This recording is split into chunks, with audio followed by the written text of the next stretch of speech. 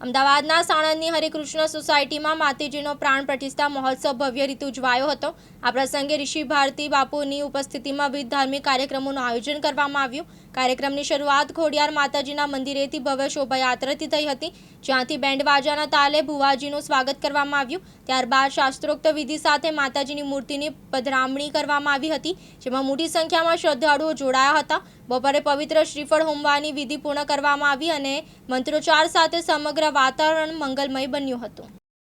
બાપુ, આ પ્રસંગમાં આપણે હાજરી આપીનો ઉદ્દેશ શું છે? આપણે થોડી માહિતી આપશો?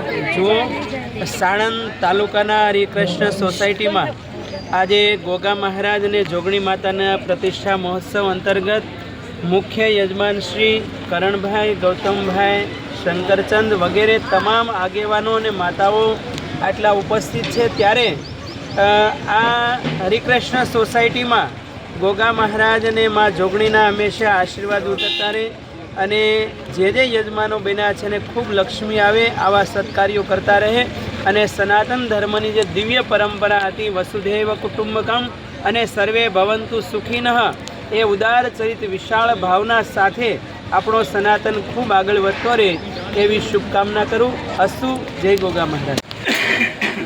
આજ રોજ હરિકૃષ્ણ સોસાયટીની અંદર તાલુકો સાણંદ, જિલ્લો અમદાવાદ, હરિકૃષ્ણ સોસાયટી મંડળ વતી દરેક સભ્યો હરિકૃષ્ણના પ્રાણ પ્રતિષ્ઠા મહોત્સવ જોગણી માતાજીનું અને ગોગા મહારાજનું પ્રાણ પ્રતિષ્ઠા મહોત્સવ નિમિત્તે મહંત શ્રી ઋષિ ભારતી બાપુ શ્રીને આમંત્રણને માન આપી ઋષિ ભારતી બાપુ પધાર્યા હતા।